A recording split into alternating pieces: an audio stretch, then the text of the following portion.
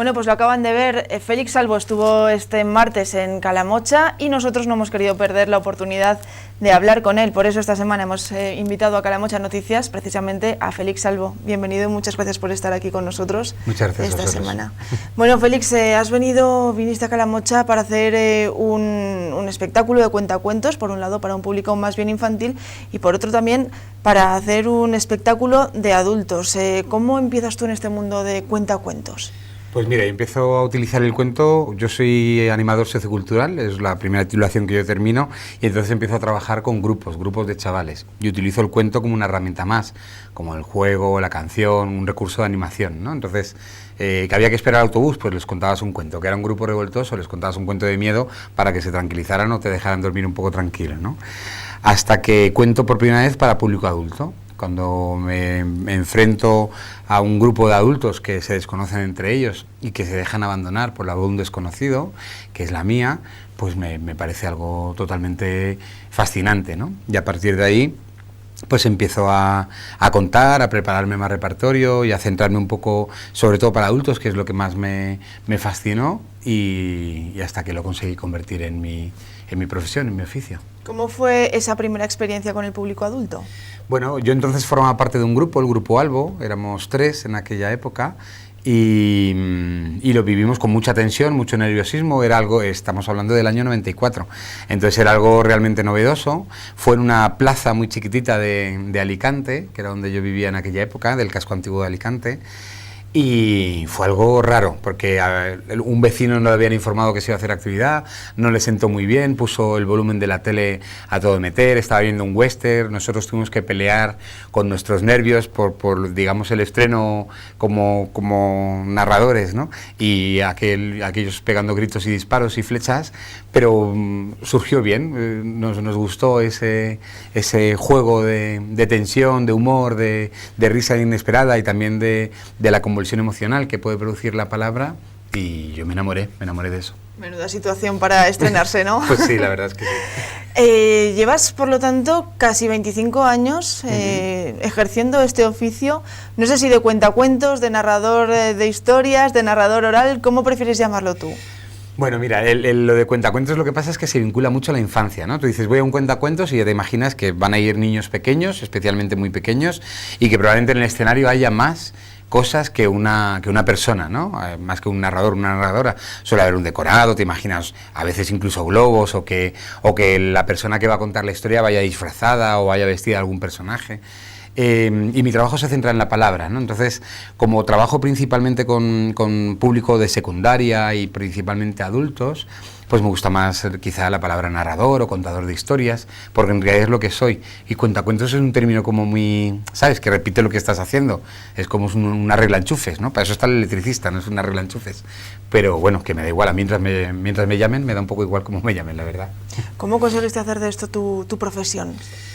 Pues es complicado, vamos, ha sido y yo creo que lo sigue siendo. Ten en cuenta que vivo de algo... Suena muy bien, además, sí. Y yo creo que muchas personas cuando vean esta entrevista dirán, ostras, qué profesión tan bonita.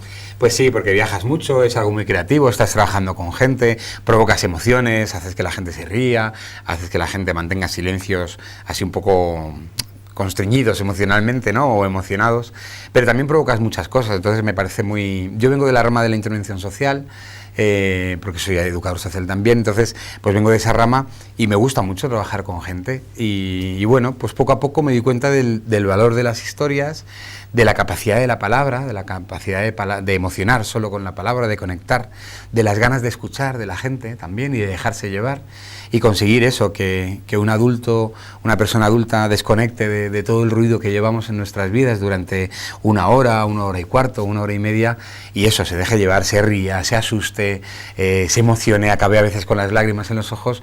Pues hacerlo eso, solo desde la palabra, me sigue pareciendo algo pues mágico, ¿no? Que ni yo mismo realmente sé cómo funciona, pero me tiene totalmente enganchado. Así que poco a poco fue ocupando espacio de mi tiempo profesional, me fueron llamando de más sitios, nos fueron llamando, luego ya hubo un momento que el grupo se deshizo, pero eso, a mí me siguieron llamando y es a lo que hago, atender las llamadas donde me llaman, cuadrarlas en el calendario y recorrer la península, las islas, Latinoamérica.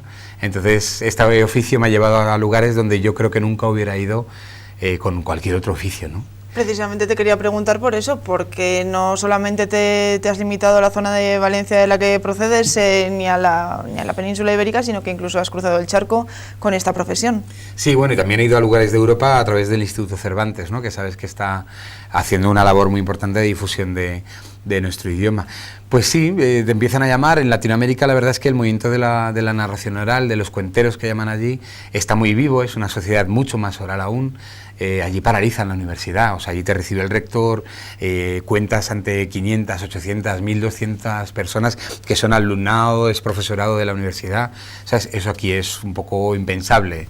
Entonces, pues a nivel de experiencia es muy grande, la gente es muy grata, también juegas mucho con el idioma, porque hay palabras que cambian totalmente el significado, calibras mucho el humor, entonces aprendes un montón a nivel de experiencias, pero bueno, no hace falta irse tan lejos. Le contaba a vuestra concejala que estuve 1 mes y medio trabajando con la Diputación, haciendo una ruta por las escuelas rurales, y descubrí esta provincia, que yo creo que yo no me podía permitir con cualquier otro oficio, pues eso, 2 meses que fueron lo que estuvieron para descubrir esta preciosidad que tenéis, la verdad.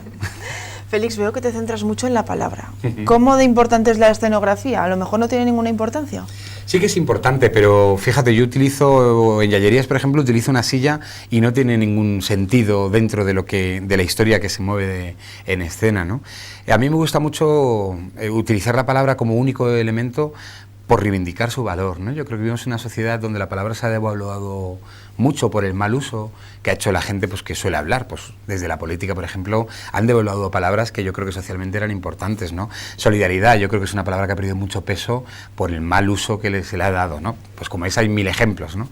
Entonces yo creo que desde aquí, desde este oficio, reivindicamos eso también, ¿no? De que solo con la palabra tenemos una herramienta genial para comunicar, para transmitir, para sintonizar y sentirnos grupo, ¿no? Porque tú cuando vas a un espectáculo de adultos, de narración, te sientas al lado, pues a lo mejor te llevas a una persona, pero estás al lado de un grupo que no conoces de nada. Y ves que se ríen de lo mismo, que nos asustamos de lo mismo, que nos emocionamos de lo mismo, y que cuando hacemos un silencio porque nos ha sobrecogido algo, el silencio es común. Entonces eso te hace sentir bien, porque te hace sentir parte del grupo, ¿no? Entonces yo creo que mi trabajo también es eso, es reivindicar el poder, el valor de la palabra y el mimo por la misma, ¿no? La fragilidad que tiene esta herramienta que mal utilizamos, lamentablemente. En tus espectáculos, en algunos tocas temas como, por ejemplo, el sexo o la muerte, que a veces puede que para algunos sean un poco tabú. ¿Por qué te animas a tocar estos temas? ¿O por qué no también? Porque podríamos plantear esa pregunta, ¿no? ¿Por qué no? Bueno, la muerte yo creo, a ver, la mayoría de mis espectáculos yo creo que todos son un alegato al disfrute de la vida, ¿no? Yo siempre digo que soy mediterráneo, que los mediterráneos hemos venido a disfrutar, luego estáis los de interior, que habéis venido a trabajar, pero sobre todo los mediterráneos pues somos gente de luz, ¿no? Porque estamos o bailando, o bebiendo, o comiendo, o amando, ¿no? Que es a lo que hemos venido. Entonces siempre reivindico ese disfrute, ¿no? Ese disfrute sencillo a partir de las cosas tan sencillas como es la palabra, ¿no?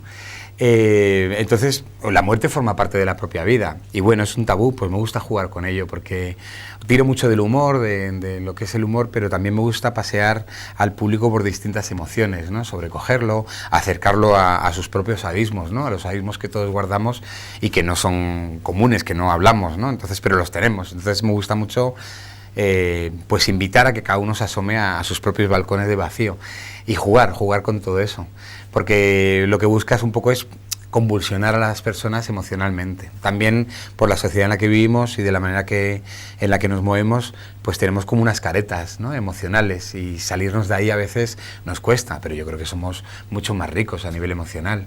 Entonces siempre es una invitación a viajar. Además, fíjate, cuando vas a un espectáculo de narración, sobre el escenario no pasa nada, solo hay una persona, en mi caso un tío guapo, que está contando una historia. Todo lo que pasa, si es que pasa algo, pasa dentro de las personas que están escuchando.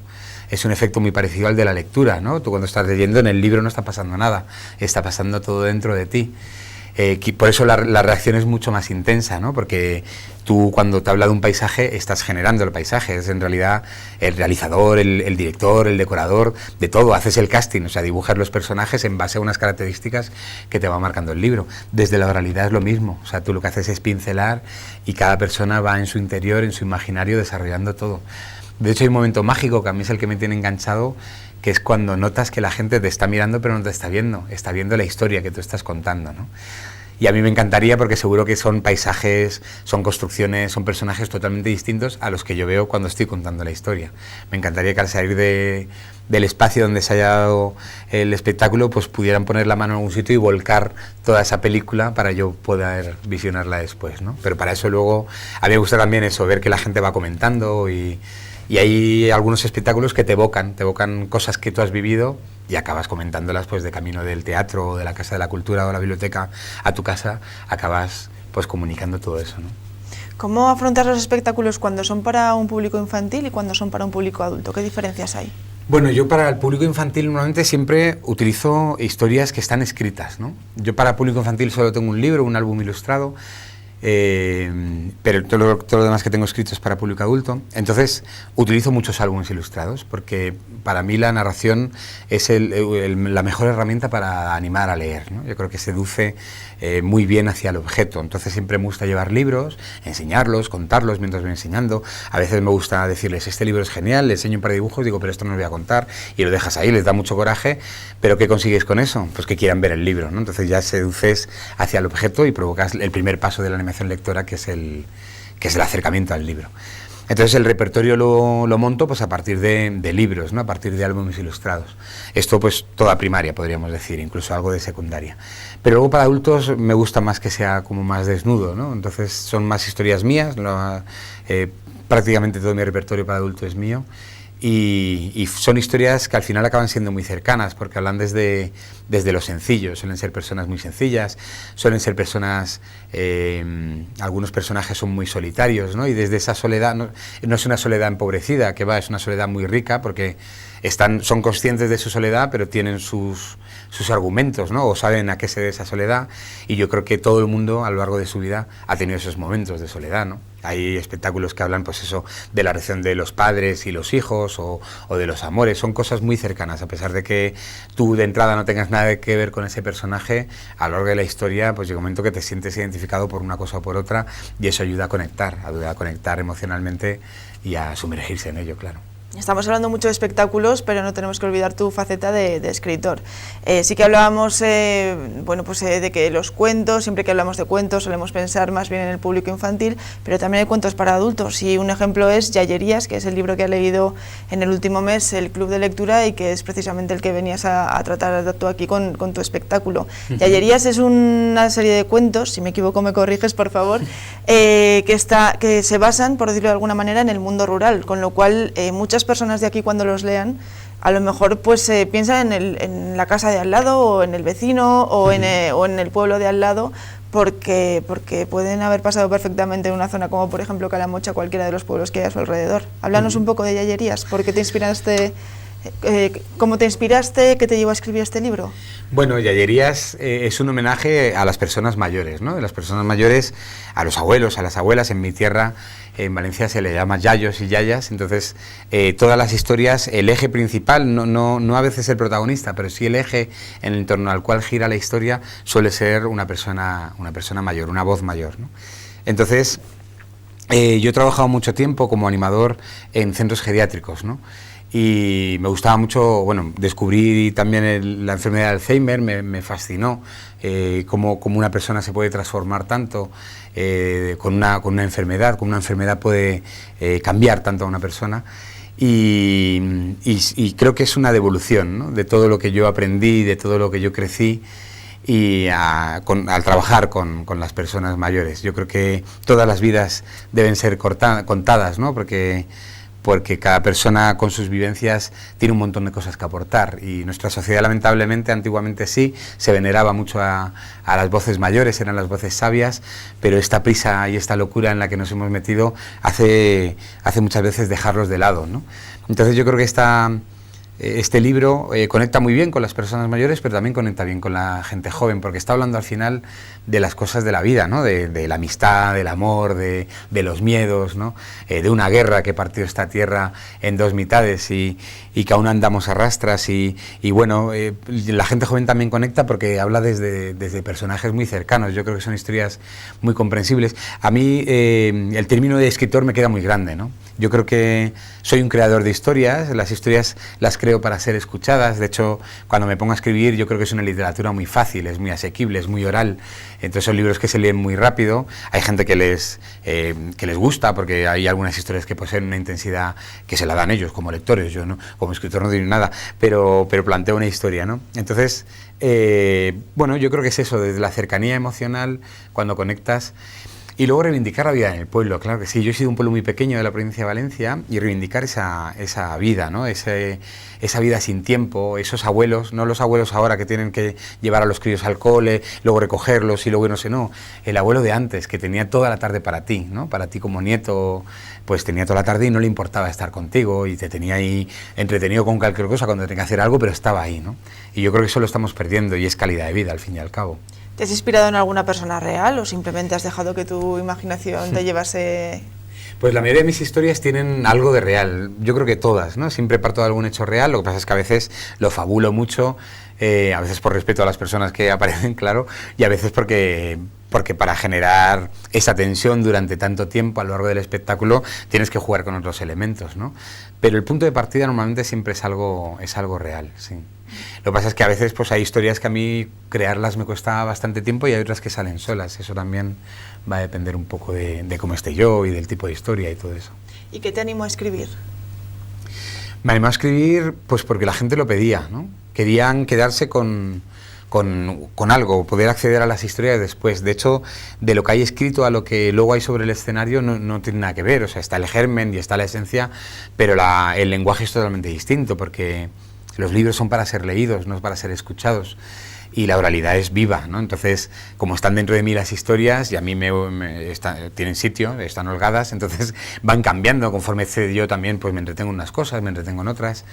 Pero bueno, me animó a escribir, pues eso, quizá también hay algunas historias que dejas de contar y se te olvidan. Se me han olvidado algunas historias y me da mucho coraje, ¿no? No es común, pero hay algunas así cortas que sí que... Entonces, pues bueno, es una manera de recopilarlas, a veces con notas y luego, pues bueno, hay mucha gente que sí que le gusta. De hecho, el libro de Yallerías está agotado, vamos a empezar ahora con la segunda edición y eso... A mí me congratula mucho, ¿no? Que luego la gente te escriba un correo y te hable de alguna historia que le ha evocado a partir de algo que ha leído, ¿no? Entonces, pues es bien bonito. Pero me gusta más, fíjate, contarlas, ¿no? Porque yo creo que mi oficio tiene ese punto de lo efímero, ¿no? Y de lo que te llevas en ese momento. Y hay personas que a lo mejor hay años que no me ven y luego me vuelven a ver y se acuerdan de algo que han escuchado hace 2, 3, 5 años, desde algo que les he contado, ¿no? De que les ha contado un paisano que no los conocen de nada, ¿sabes? Que no es algo que te ha contado un familiar, un amigo íntimo, que es un espectáculo además, pero han hecho una mella ahí a nivel emocional y me gusta, ¿no? Que no recuerden muy bien la historia, pero que sepan que en un momento dado pasaba algo. Entonces, yo creo que la vida es efímera, entonces es un paralelismo, ¿no? Entre el oficio y lo que somos.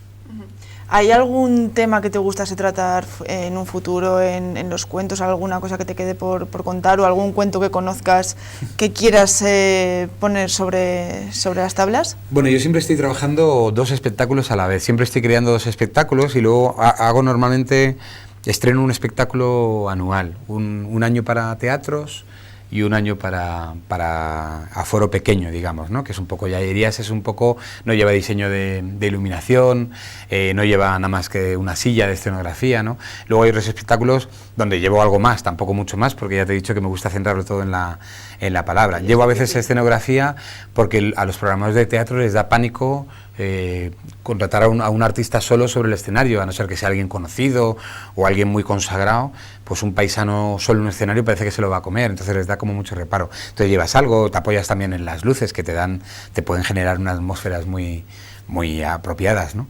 Pero voy alternando, entonces siempre llevo 2 y bueno, ahora estoy con un espectáculo un poco loco que habla del sistema neuronal de la cabeza, de nuestro cerebro, cómo funciona, y es un poco yo creo una propuesta muy arriesgada, pero es tremendamente divertido. Yo me lo estoy pasando pipa, estoy aprendiendo un montón además de cómo funcionamos y ya ando dándole vueltas, me anda rondando un clásico, ¿no? Entonces, pues bueno, ando ahí a caballo entre los 2, dándole forma a los universos que quiero que se respiren en cada uno de los 2 espectáculos desde el público y ahí ando, pues trabajando. La verdad es que como conduzco un montón, que hago muchísimos kilómetros, pues me da como para darle vueltas a la cabeza, entonces pues mira, ahí es donde voy montando. Es decir, que sigues haciendo las representaciones, pero además tú por tu cuenta sigues trabajando en otros espectáculos, claro, para seguir en un futuro, ¿no? Y para poder estrenar nuevos espectáculos como los que nos comentabas ahora. Claro, sí, porque tengo la suerte de que hay municipios que repiten cada año, entonces no puedes llevar lo mismo, ¿sabes? Porque aunque hay gente que te pida una historia concreta porque les gustó y tal, también me interesa pues que vayan escuchando nuevas historias, nuevas propuestas. Entonces para mí cada nueva historia, digamos, es una propuesta de crecimiento, entonces o cambio el tema o me propongo retos a nivel artístico, a nivel escénico. Entonces pues bueno, para mí sí que son retos que me hacen estar atento, tener ganas de pelear, de crecer y de generar algo pues nuevo, ¿no? Félix, no me gustaría despedirte sin preguntarte por Albo, porque hay que decir que tú en realidad sí que te llamas Félix, pero no te llamas Albo de apellido. Cuéntanos de dónde viene esto de Albo, aunque ya has hablado antes de tu compañía, de la compañía de teatro. Bueno, mi apellido es de vuestra tierra, Calatayud. El primero, el segundo es Navarro. Y Albo viene del grupo Albo. Éramos tres un poco jóvenes y locos que nos decidimos a montar una asociación. Éramos los 3 animadores socioculturales, pues para poner en práctica y poder trabajar con todo lo que habíamos aprendido y todas las inquietudes que teníamos, ¿no? Que tenían mucho que ver con la intervención social y socioeducativa, ¿no? Y entonces pues uno de ellos se cayó al principio, Gusi, que somos amigos los 3, y los dos, Pablo Albo y yo, mantuvimos un poco lo que era el grupo durante 10 años y luego nos separamos porque bueno, teníamos mucho trabajo y también fuimos creciendo y fuimos viendo un poco la narración de forma distinta y llegó un momento que consideramos que era mejor para todo pues separarnos, pero claro, todo el mundo nos conocía como Pablo el de los Albo o Félix de los Albo, ¿no? Entonces por una cuestión de práctica, empezar con Félix Calatayud era empezar prácticamente de cero y tardaríamos en recuperar todos esos 10 años que habíamos rulado por toda la península sobre todo. Así que decidimos mantener el apellido de casados, podríamos decir. Así que Pablo Albo, él sí que es un muy buen escritor, es muy productivo a nivel de literatura, sobre todo infantil y juvenil, y pues él sigue contando historias también, es un gran narrador. Yo recomiendo a todos que siempre que tengan ocasión lo busquen y lo disfruten. Y por otro lado pues estoy yo, que siempre digo que soy el guapo, pero que es broma, que es broma. ¿Ese Albo tiene algo que ver con con tu localidad de origen? No, fue un grupo, el nombre que le pusimos al grupo. Nos reunimos un día y mira, nos dio por ahí. Muy bien. Bueno, Félix, pues muchísimas gracias por haber estado esta semana en Calamocha Noticias. Te agradecemos mucho que hayas venido y deseamos que los espectáculos que estás desarrollando actualmente sigan teniendo éxito y por supuesto que podamos ver sobre escena esos 2 nuevos espectáculos en los que estás trabajando y que nos comentabas. Que bueno, el primero así suena complicado, pero bueno, seguro que esa complicación pues invita a muchos a querer saber cómo has conseguido resolver ese planteamiento que haces sobre el sistema neuronal. Bueno, el último, fíjate, se llama Tanatorium, imagínate ese nombre, y es para teatro, de hecho está recomendado por la Red Nacional de Teatros, y en escena es el mobiliario de un tanatorio, ¿no? Entonces es un espectáculo que recorre distintas muertes a lo largo de todo el espectáculo y es un tema complicado. Hay un amortajamiento, digamos, en directo. O sea, yo narro un amortajamiento de una tía mía y la gente está muerta de la risa porque es una situación un poco kafkiana y caótica, pero con una risa como descolocada, ¿no? Diciendo, me estoy riendo porque me hace mucha risa, pero yo no sé si me debería estar riendo de esto. Entonces provocas esa contradicción, ¿no? Así que bueno, sí, yo creo que este Neurona yo me lo estoy pasando muy bien y normalmente cuando yo me lo paso muy bien, pues luego lo transmites y la gente tiene muchas ganas de pasarlo bien también, o sea que yo creo que funcionará. Ojalá vuelva por aquí, claro. Pues te estaremos esperando. Muchísimas gracias por haber estado con nosotros y que siga todo muy bien. Muchas gracias.